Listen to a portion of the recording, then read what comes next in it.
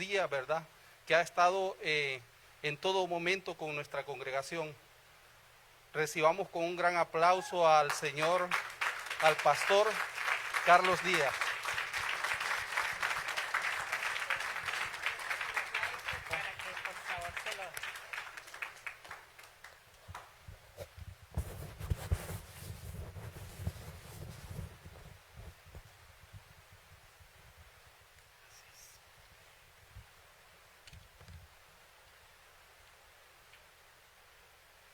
Más grande, o perdón, uno más pequeño. Pero yo me entiendo aquí.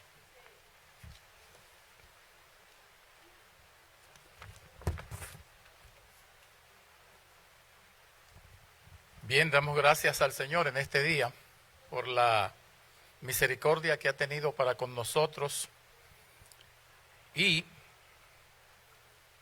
gracias a ustedes y a su pastor por el privilegio que me ha dado de invitarme para compartir las Sagradas Escrituras con ustedes.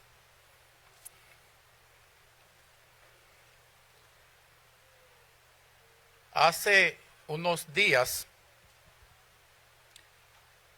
alguien me llamó,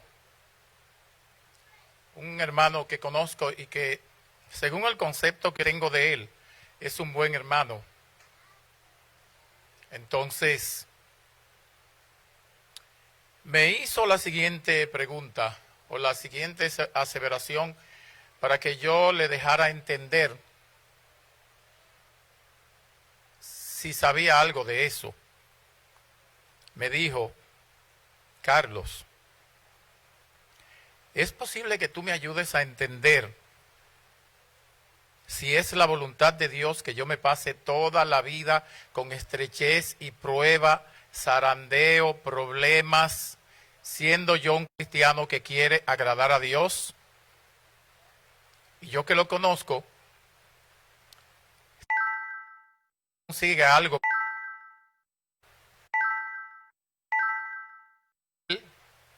o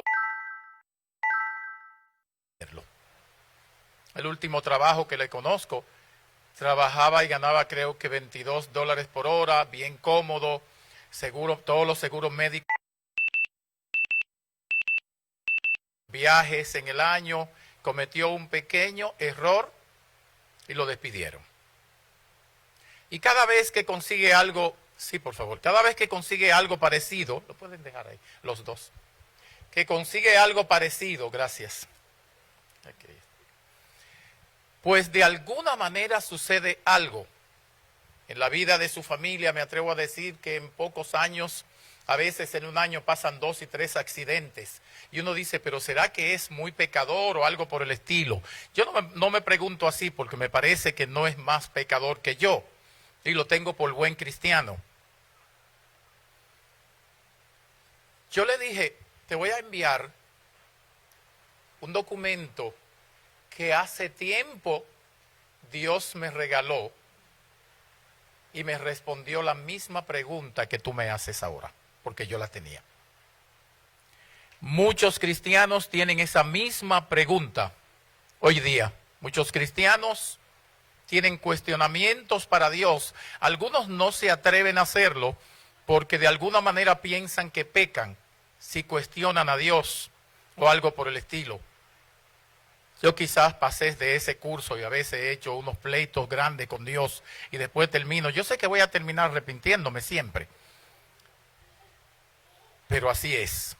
En este día yo quisiera hablar con ustedes acerca del tema que dijo el hermano antes que yo pasara. Él dijo, el camino es angosto, es estrecho. Y yo quisiera hablar con ustedes sobre el tema, la vía dolorosa. Por la vía dolorosa del creyente. Padre, gracias en este día. Santifícanos en tu verdad, tu palabra es la verdad. Guárdanos del mal. Permítenos hablar tu palabra sabiendo que para estos asuntos ningún ser humano tiene méritos, sino que es por tu gracia. Gracias, Señor, y bendice la iglesia y a mí también con tu palabra. En el nombre de Jesús. Amén.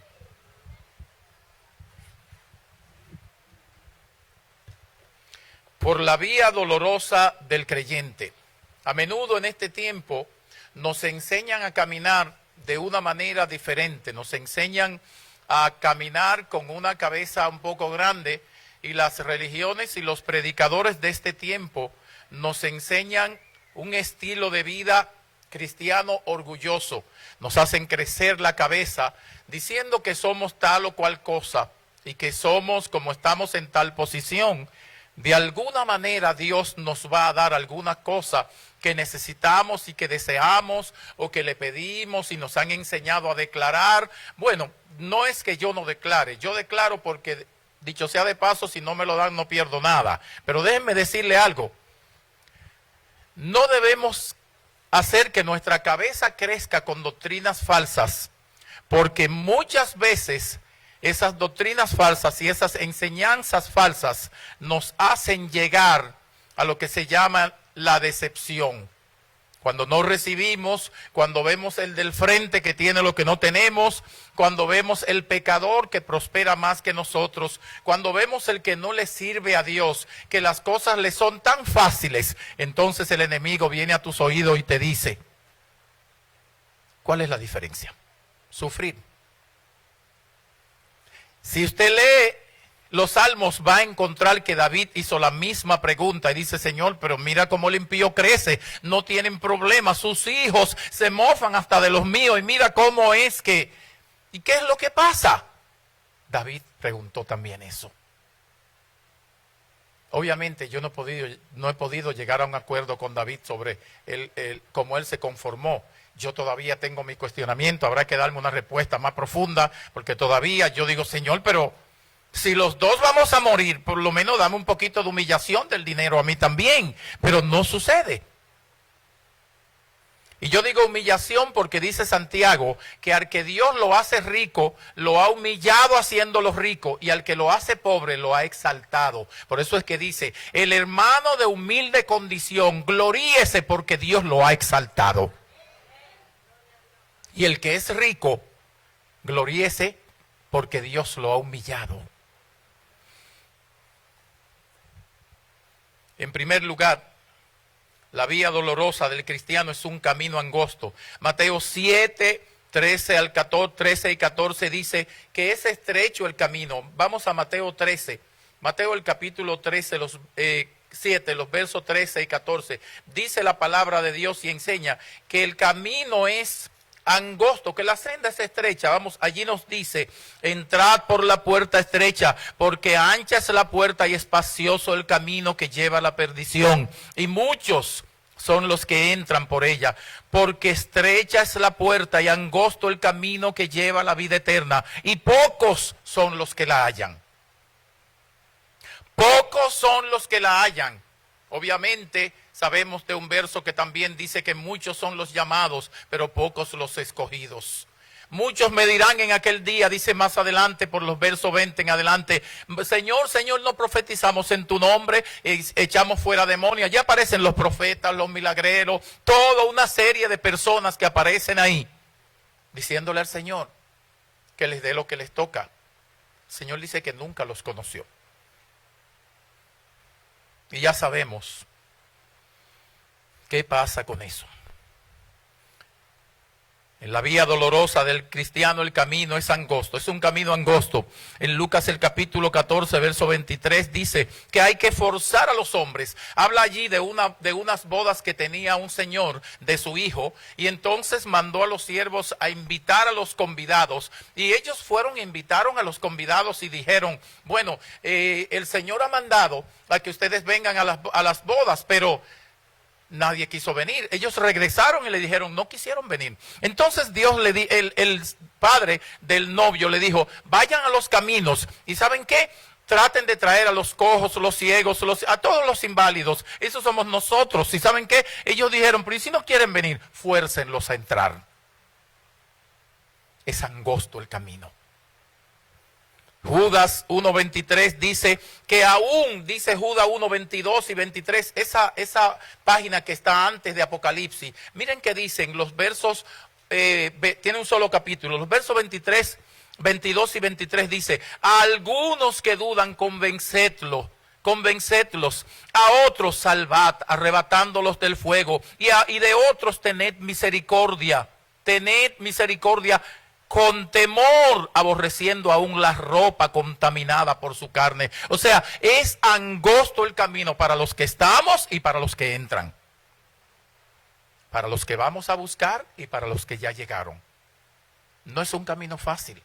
De manera que la predicación de un evangelio a la carta, en donde tú vas a un restaurante y pides música para tus oídos, eso no existe. El evangelio es sufrimiento. El evangelio es el camino de Cristo. El evangelio es alguien que nació y desde que nació le enseñaron a bregar con martillo y con clavos, siendo que él moriría un día clavado en una cruz. ¿Qué piensan ustedes? ¿Que él nunca pensó cuando clavaba que un día lo clavarían? Siempre lo recordaba. 33 años sufriendo hasta que murió por nosotros.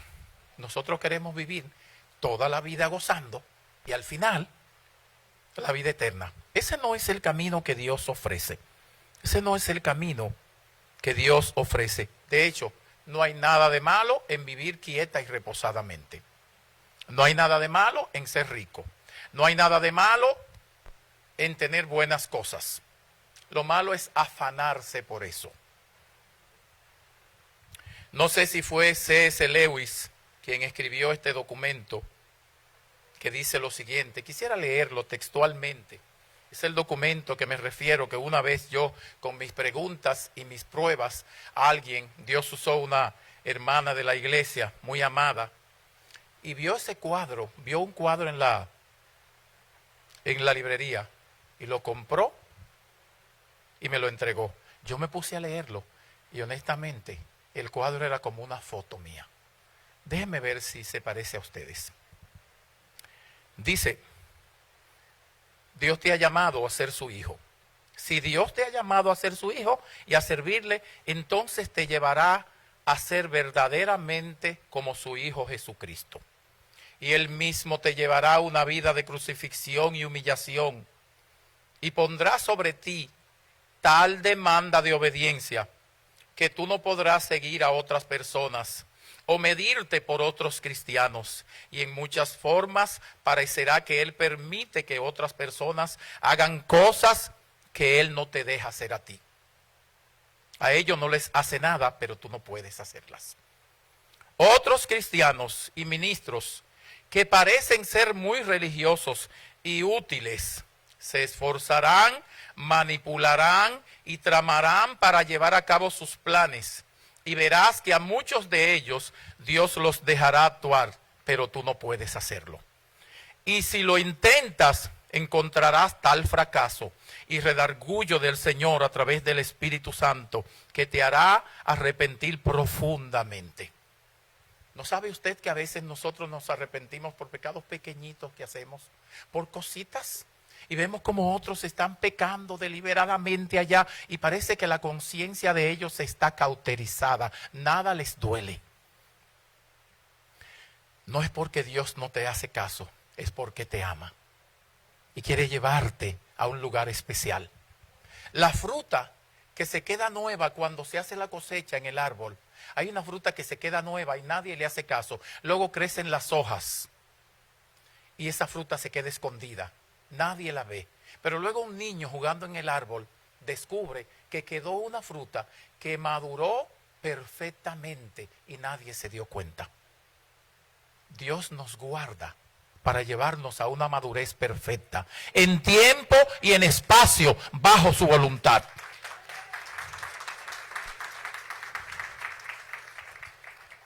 Otros podrán jactarse de sí mismos, de su trabajo, de sus éxitos, de sus escritos, pero el Espíritu Santo no te dejará hacer tal cosa. Y si lo comienzas, Él te llevará a una mortificación profunda de corazón y de espíritu que te hará despreciarte a ti mismo y a todas tus buenas obras. Sigue diciendo el documento A otros se les permitirá tener éxito haciendo dinero o se les dejará una herencia, pero a ti es casi seguro que Dios te mantendrá a raya con el dinero, porque Él quiere que tú tengas algo mucho mayor que el oro y es una dependencia total de Él, para que Él tenga el privilegio de suplir tus necesidades días tras días, de su tesorería invisible, que solo sucede por fe. Solo sucede por fe, para que vivas como dice la palabra. Mas el justo por la fe vivirá. No es el que ve el que tiene el triunfo. No es el que puede hacer el schedule, el programa, la agenda de todo su año, el que tiene el triunfo. Y el que tiene todo su dinero del año entero en el banco, no es el que tiene la pensión, que no tiene que orar por sueldo, no es el que tiene todo el dinero que quiera o el mejor trabajo, el que tiene la fe robusta, es el que no tiene nada. Es el que dice, Señor, pero le sobra a los otros y yo tengo que orar todos los días por las tortillas y por las cosas básicas. A veces no me amanece el galón de leche y tengo que recoger los centavos para comprarlo. Los centavos que había olvidado en el carro o en la casa. Mira, amado hermano, Dios se goza cuando tú haces eso. ¿Sabe por qué? No porque Él quiere que tú vivas en miseria, sino porque Él quiere que tú vivas en fe y para su gloria.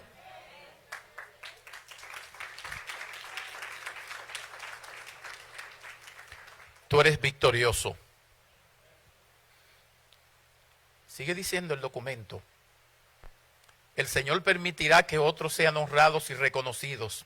Y a ti te mantendrá escondido en la oscuridad, porque Él quiere producir un fruto excelente y fragante para su gloria, que solo puede ser producido en la sombra.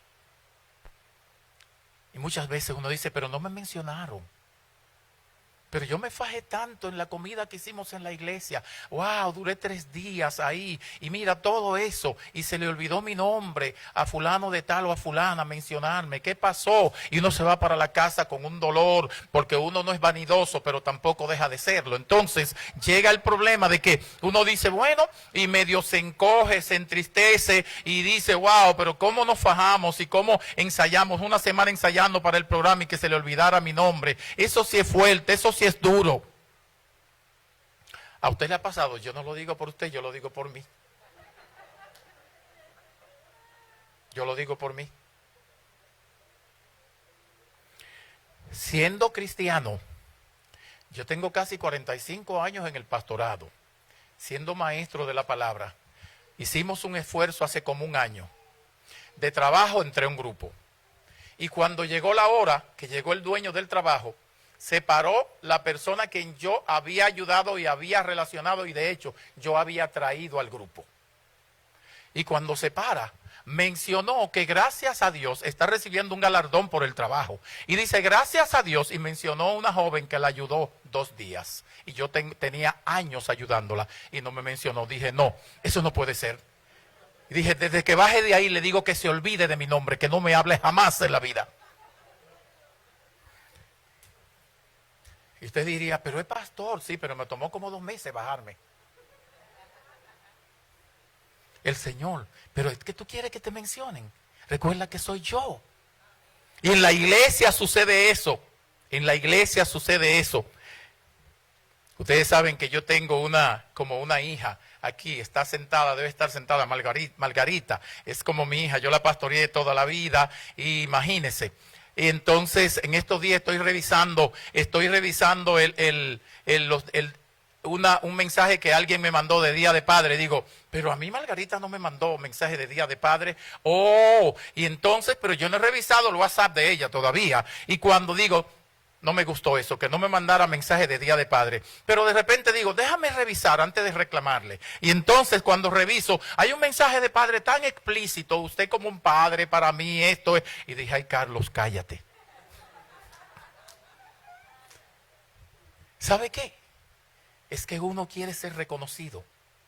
Y muchas veces uno pone reconocimiento por delante de la aprobación de Dios. Cocinas una comida y si no te dicen que está buena, tienes un enojo. Haces un esfuerzo y si no te dicen que está bien, tienes un enojo. Te cortas el cabello y si no te dicen que te queda bien, parece que te frustra. Te pones un vestido y si no... estamos comprimidos y estamos empujados por el mundo. Y eso no significa que los hombres deben ser descortés. Eso no significa que los hombres deben ser anti-polite o falta de decencia con sus esposas y sus hijos. Mis hijas saben todo el tiempo que son las princesas más hermosas. Para el mundo no lo son, pero yo tengo que decírselo, para mí lo son, y mi esposa también. Yo voy a buscar a mi hija a la escuela y le digo, ¿sabe qué? En esta escuela no hay una princesa más hermosa que tú. Le doy un beso y me la llevo. Mi hija no puede crecer con falta de autoestima porque el padre es una persona que se lo guarda todo.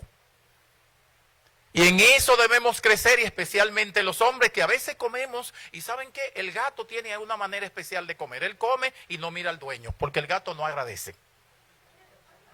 Y muchas veces los hombres hacemos así, comemos, y nunca, y nos lavan ropa, y nos echan ropa en lavadora, y nos planchan, y la casa arreglada, y esposa, y nunca somos corteses en ese sentido. No estoy hablando de eso, o sea, no hay que dejar de ser cortés.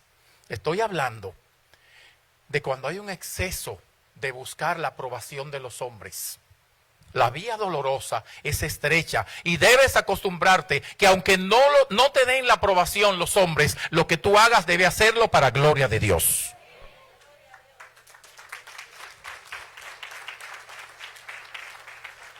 Debe ser hecho para gloria de Dios. Es cierto, es cierto. En estos días mi hija mayor me preguntó, papi, ¿qué le regalo? Porque voy a comprar los regalos ahora que están baratos para Navidad. Y yo le dije, ¿sabe qué? Pensándolo bien, yo no quiero nada. Me gustaría saber que tú estás yendo a una iglesia constantemente los domingos. Después yo pensé que fui un poco brusco y dije, yo pude haberle dicho eso después.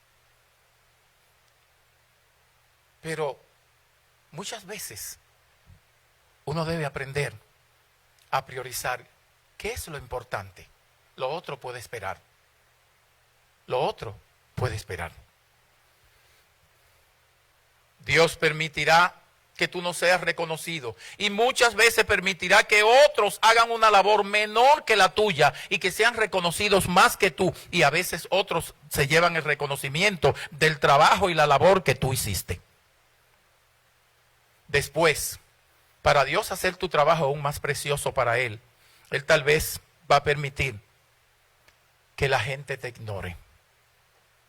Y muchas veces permite que tu propio cónyuge no te dé la honra que tú crees que mereces. Y que hasta tus hijos muchas veces no sean como tú has soñado que sean. Para que tú sepas que toda honra pertenece a Él. Que toda gloria pertenece a Él. Que toda alabanza pertenece a Él. Que toda majestad pertenece a Él. Que toda autoridad pertenece a Él. Que toda pleitesía, todo saludo pertenece a Él. Toda canción pertenece a Él. Toda belleza pertenece a Él. Toda adoración pertenece a Él y no a los hombres.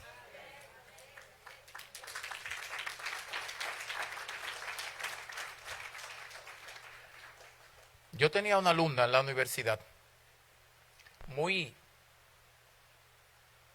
bueno, no sé cuál palabra escoger, pero no, de alguna manera distinta casi a todo el mundo, casi a todas las madres que he visto.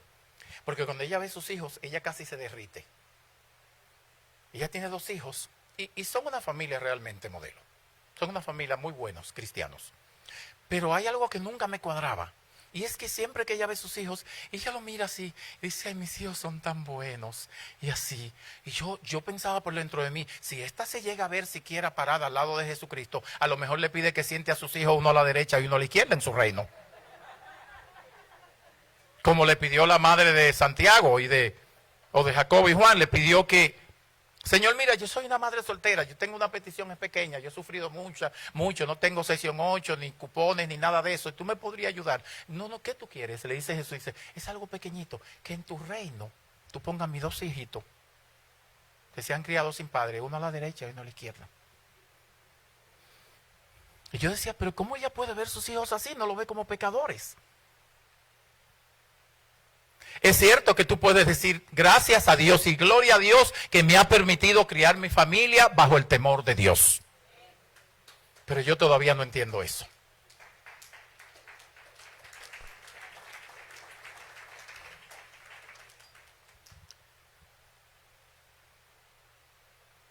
El Espíritu Santo te velará estrictamente con un amor celoso y te redarguirá de pecado por malas obras y por sentimientos pequeños y por malgastar el tiempo, y te hará preocupar por la obra de Dios, de tal modo que a veces tú te preguntarás, ¿en dónde están aquellos que tienen celo por la obra de Dios? Porque muchas veces uno llega y no encuentra cuáles son los otros que son celosos. No están. Todos se han ido, Señor, ¿dónde están? Y el Señor le dice, ¿quieren ir también ustedes? Váyanse. Muchas veces uno se para. Y el camino es tan angosto que no queda casi nadie. Y uno dice, ¿dónde están, Señor? Los tuyos, los que te aman. Gracias a Dios que en esta iglesia hay mucha gente que ama a Dios. He venido por muchos años aquí. Y hay caras que tengo muchos años viéndolas. Y cuando llego, las veo. Y las veo creyendo en el mismo Jesucristo.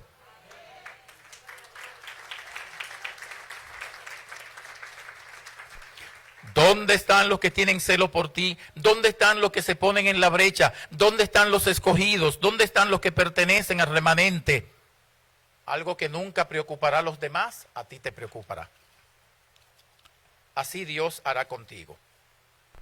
Así que, si ha tenido la misma pregunta que yo he tenido en mi vida, o la que tuvo el hermano que me preguntó, decídete.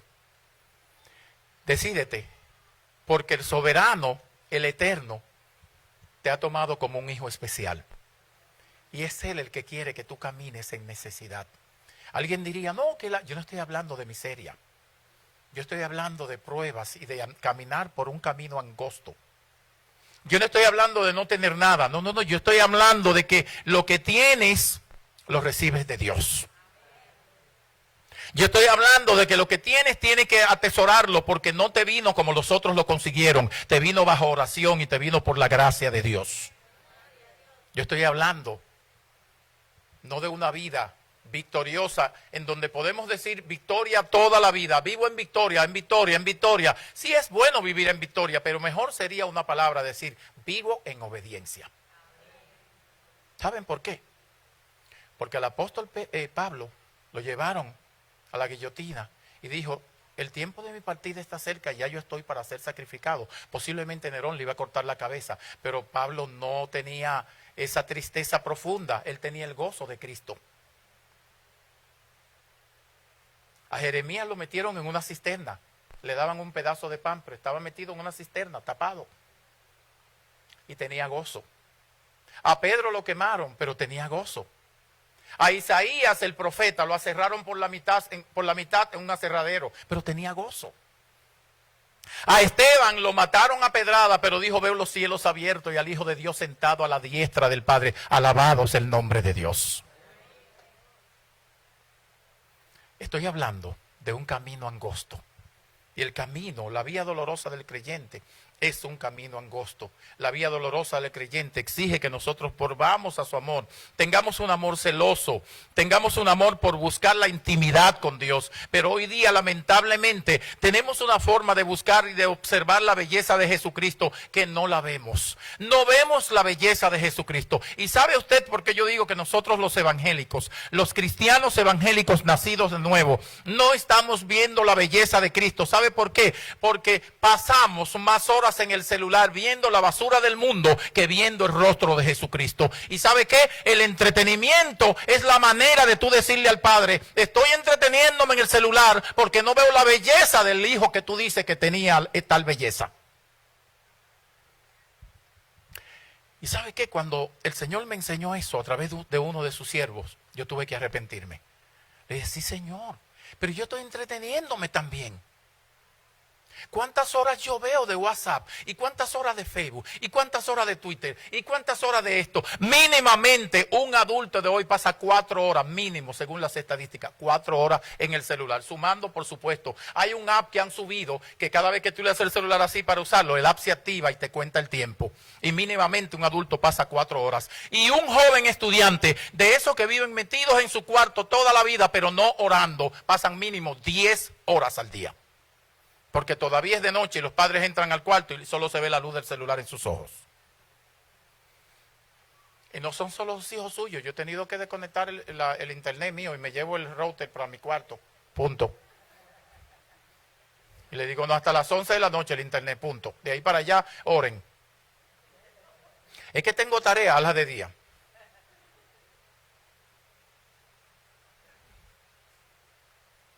¿Qué estamos diciendo? Señores, que la belleza de tu hijo no es tal como tú dices. Yo necesito buscar otro entretenimiento. El entretenimiento es eso. Decirle a Dios, tu hijo no es tan bello, esto es mejor. ¿Cuántos de ustedes han fallado en eso? Yo tuve que arrepentirme, yo no sé ustedes. Yo tuve que arrepentirme, pero arrepentido de verdad.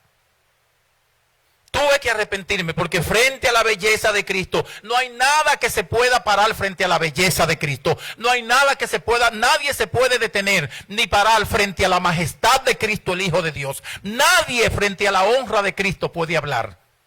Él es el Rey. Le amamos, es puro y santo y reinará por siempre con nosotros. Decídete a servir a Dios y acepta que tu vida Dios la ha marcado y la ha programado. Y todo lo que se mueve, Él lo ha permitido para ayudarte. ¿O acaso tú crees que es que te pasan cosas por accidente? ¿Tú crees eso? Déjame decirte que si piensas que te pasan cosas por accidente, entonces está diciendo, estás hablando una blasfemia. ¿Por qué? Porque está diciendo, tú tienes cuidado para cuidar pajaritos y aves, como dice Mateo, como Jesucristo dijo en Mateo, mirad las aves del campo, los lirios. Pero Cristo dijo, ¿no valéis vosotros mucho más que ellos? Y si vuestro Padre Celestial las alimenta, ¿cuánto más a uno de ustedes? ¿Sabe qué? Cuando yo digo lo que me vino no fue de Dios y Dios no tiene cuidado de mí, ni me escucha ni me atiende. Estoy diciendo una blasfemia. Estoy diciendo, tiene cuidado para cuidar aves, hormigas y todo, pero no tiene cuidado para mí. Eso no es así. Dios tiene cuidado de ti. Y lo que está pasando, Dios lo envió para trabajar con tu carácter, para llevarte y formarte igual que el carácter de su Hijo Jesucristo. Y tú crees que llegaste aquí y pensaste llegar de una manera, pero las cosas no han sido como tú pensaste y quieres volver para atrás muchas veces y vives soñando con tu país, porque los latinos vivimos soñando con nuestros países y ni nos desarrollamos aquí ni allá. No. Donde tú estás es donde Dios te quiere tener para su gloria.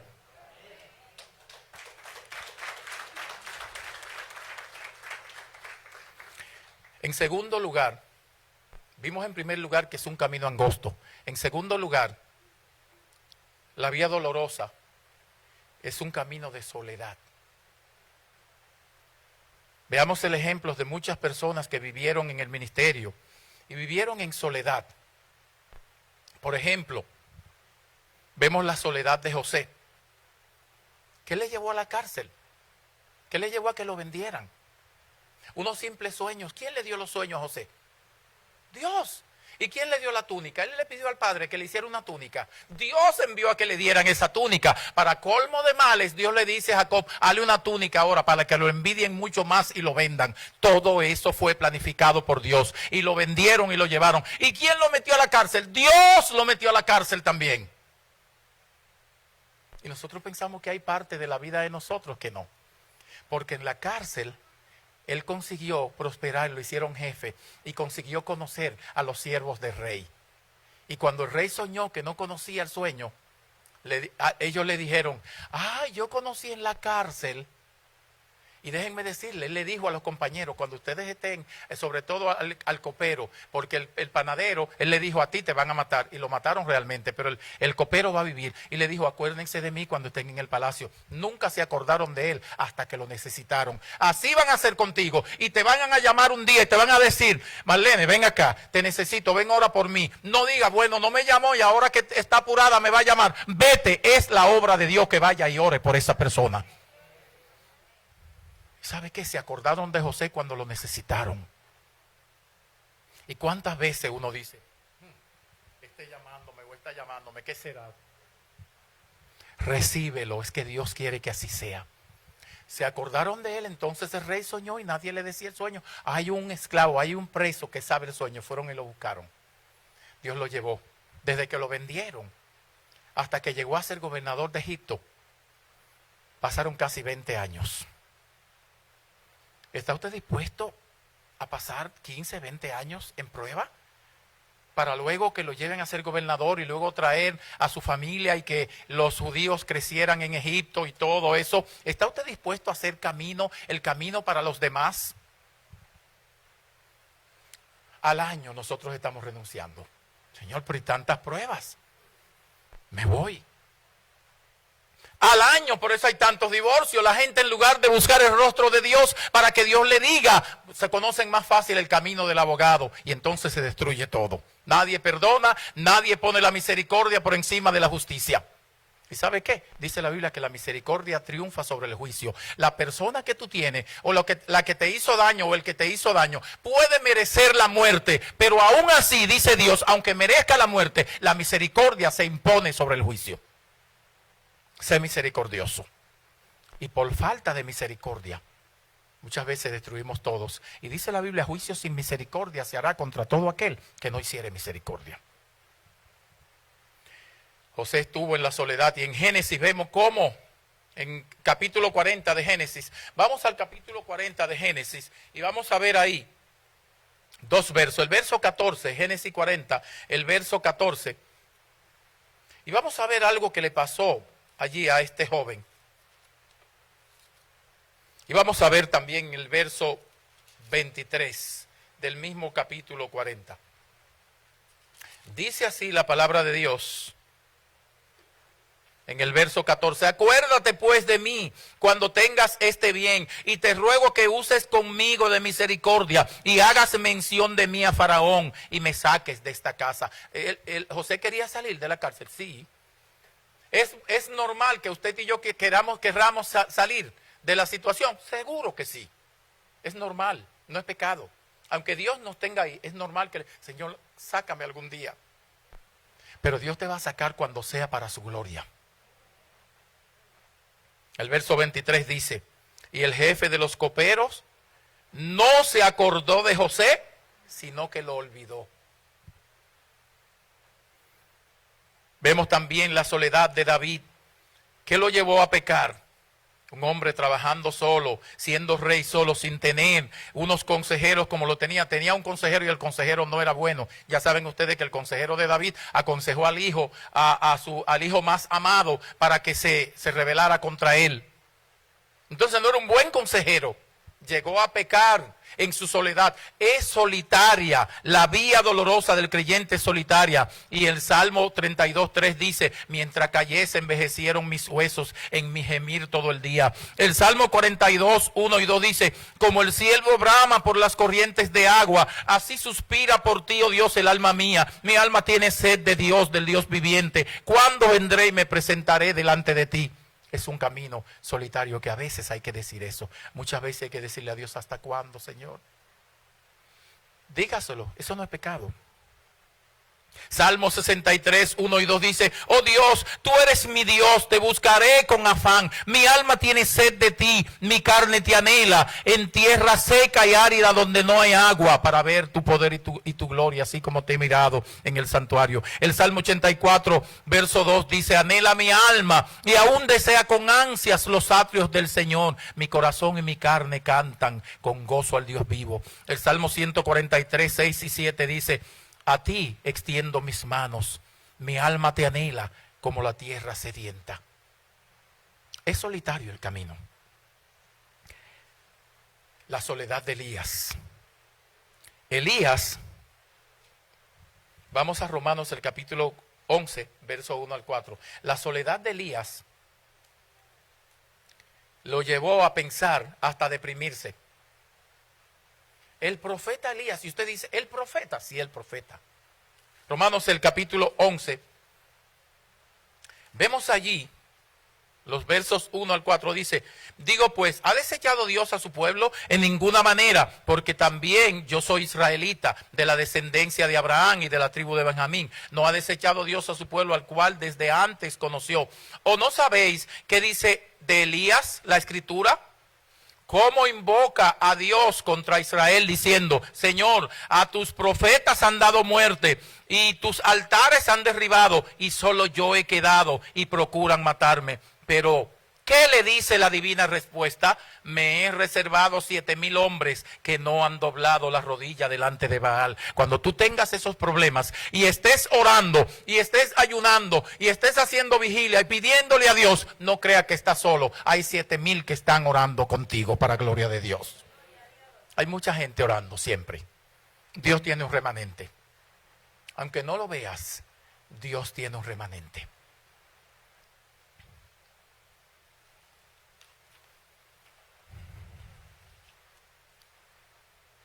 La soledad te pone a ver la realidad de manera equivocada. Jesús le dijo al Padre, Padre, si es posible que pase de mí esta copa sin que yo la beba.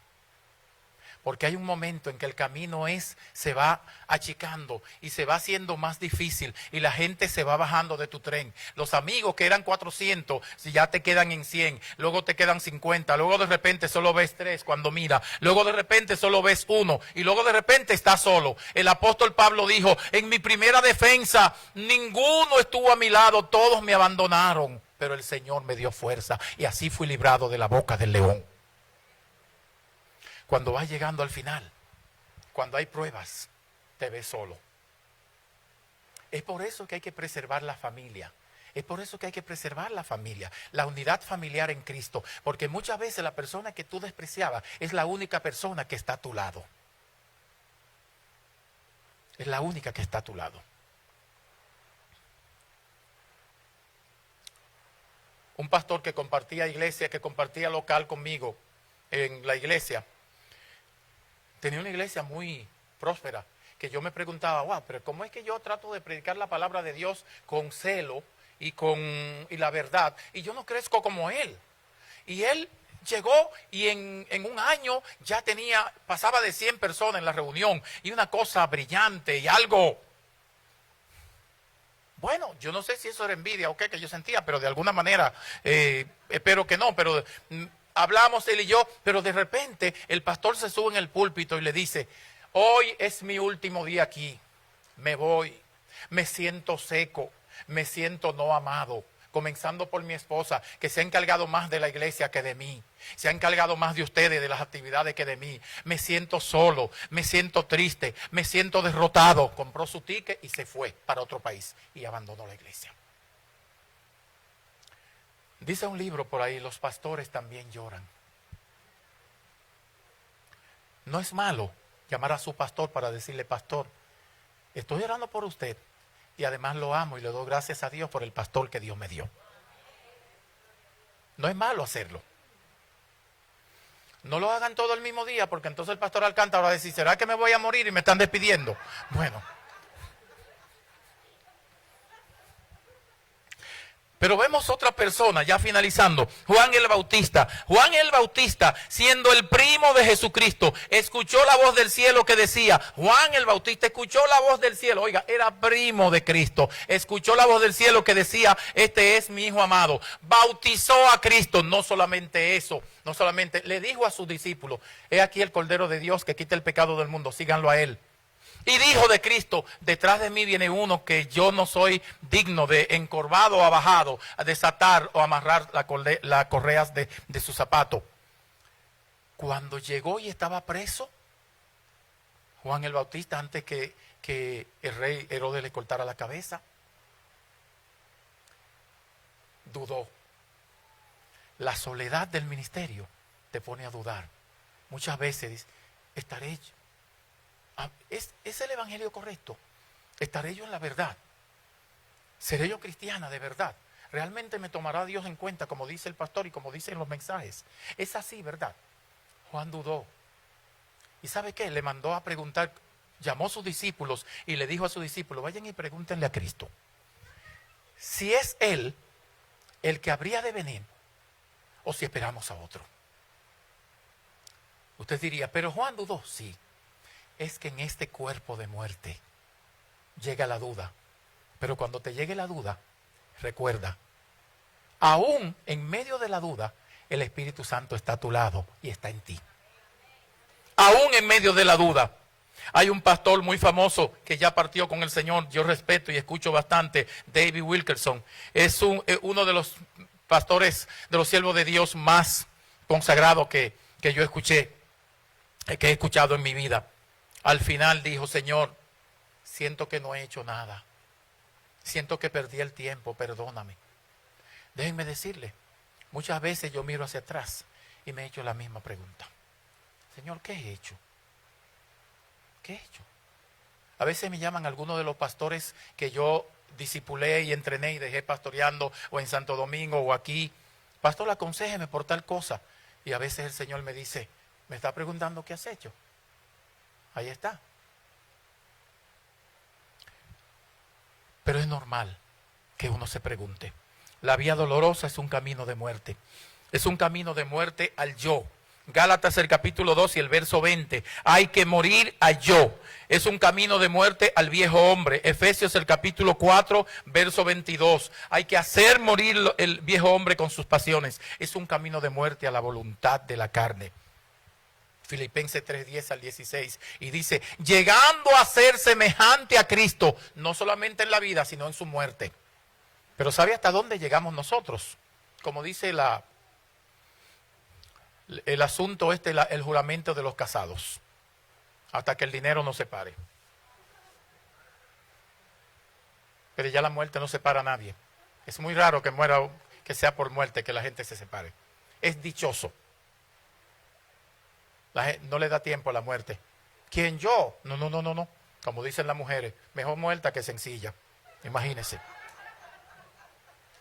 No le dan espacio. A mí la muerte no me separa, no. Yo no espero eso. ¿Qué está pasando? Y muchas veces decimos, yo, semejante a Cristo, en su muerte también.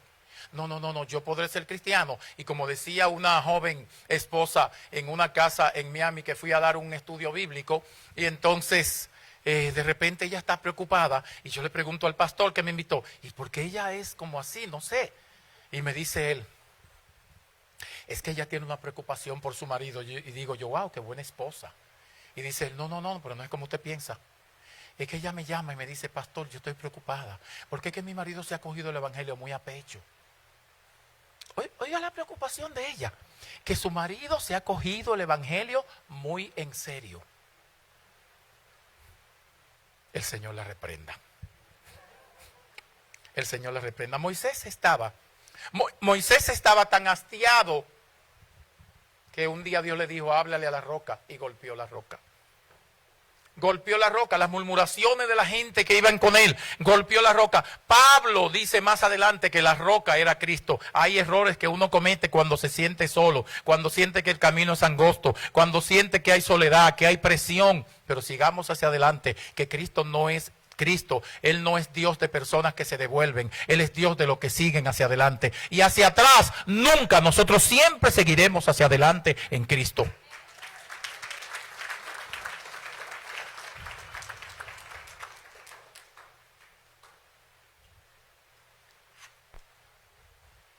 Concluyo diciéndoles, hermanos, que muchas veces es una pequeña obra lo que tú vas a hacer.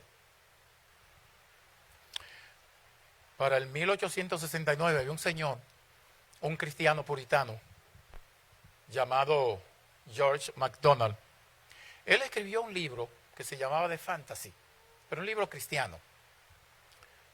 Resulta que la editora hizo un contrato con él y el libro no se vendió.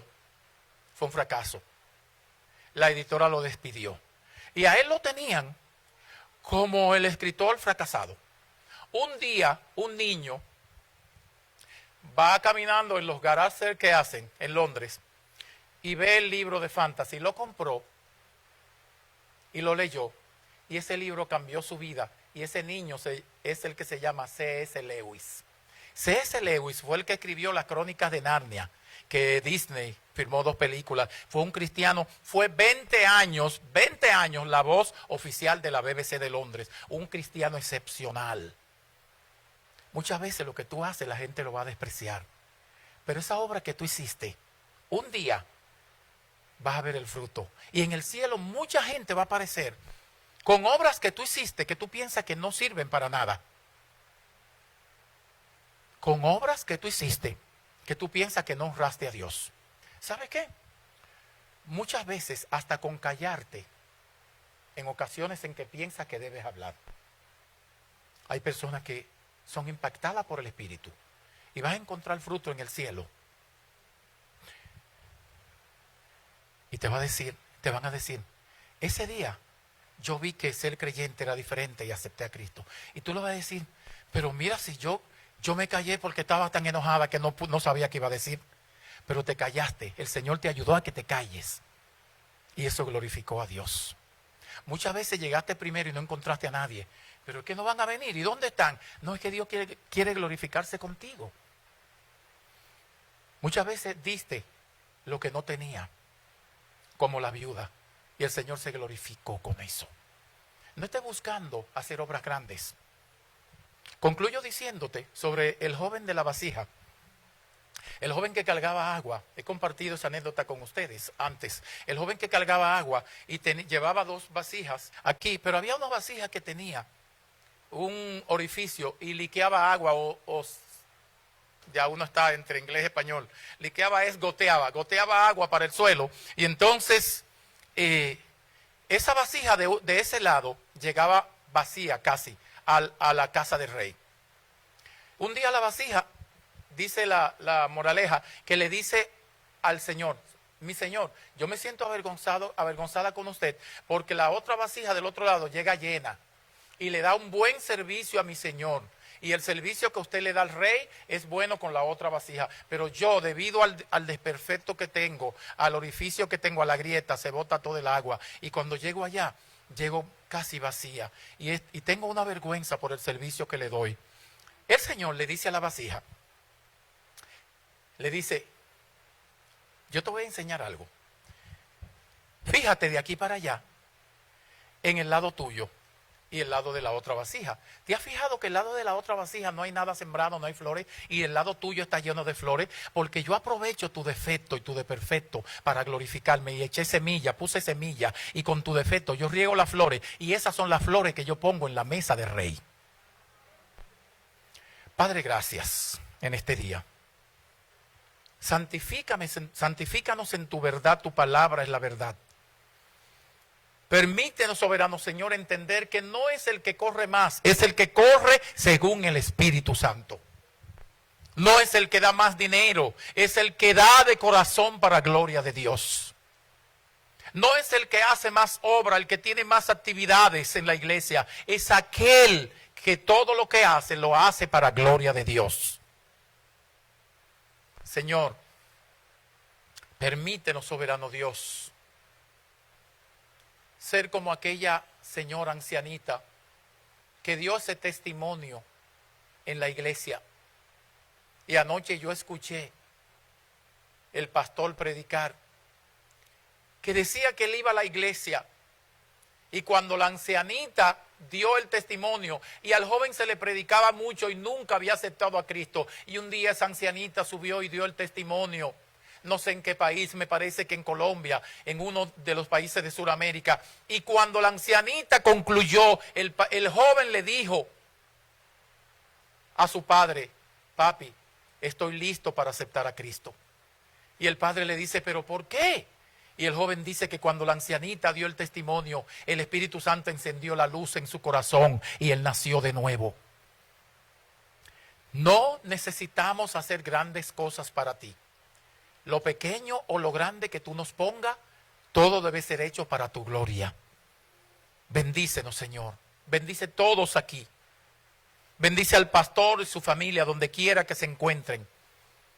Padre Celestial, los enfermos de pandemia donde están en el hospital, los que corren peligros de muerte, Padre, pedimos que tu mano pase sobre ellos. Oramos por las autoridades de esta nación para que tú los dirijas y les dé luz. Y oramos, Señor, por las personas que no te conocen y que de alguna manera han escuchado o escucharán el sermón en línea, para que tú hables a sus vidas y entreguen sus vidas a ti. Gracias, Señor, en el nombre de Jesús. Amén y amén. Si aquí hay alguna persona,